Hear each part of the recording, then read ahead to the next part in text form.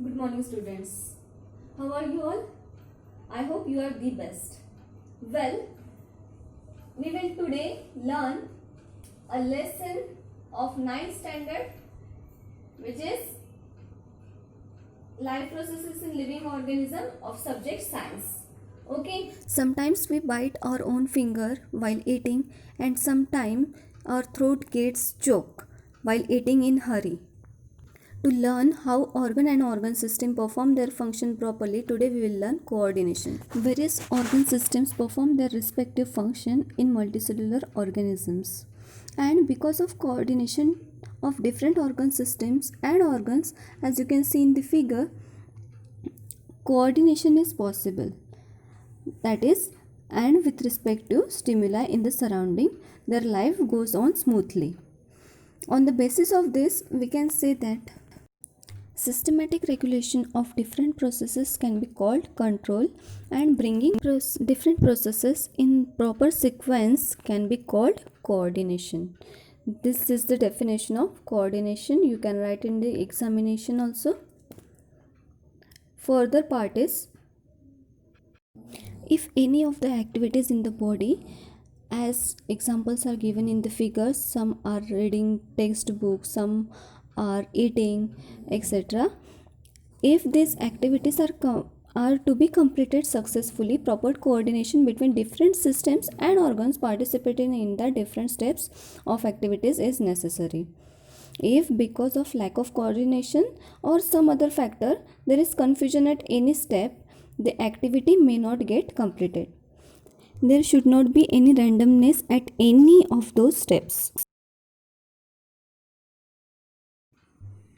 Proper coordination between internal activities of the body resulting from various factors like body temperature, water level, enzyme level, etc., or stimuli arising in the surrounding environment is must.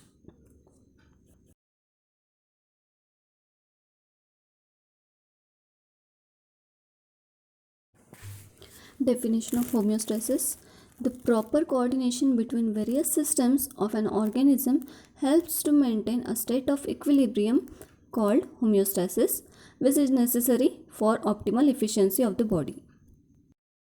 The last part is homework. You have to write a short note on coordination. Thank you.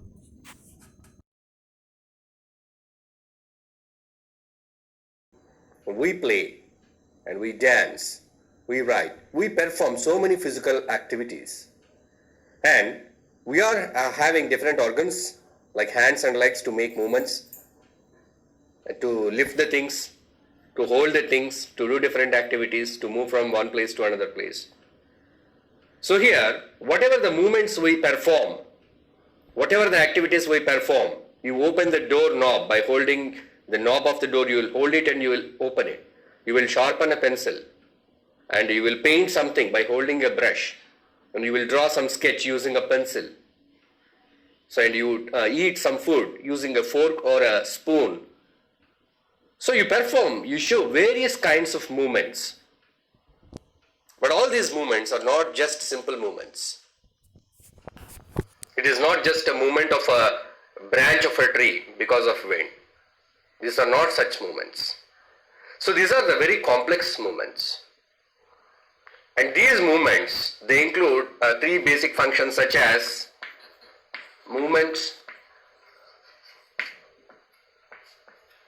and second one is balance,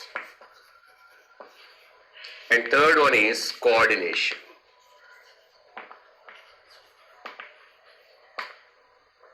So all these three are important. So then only you can show the controlled movements, you can perform a task. So if your movement is not balanced and coordinated, then that movement, it is not a perfect movement. You might observe that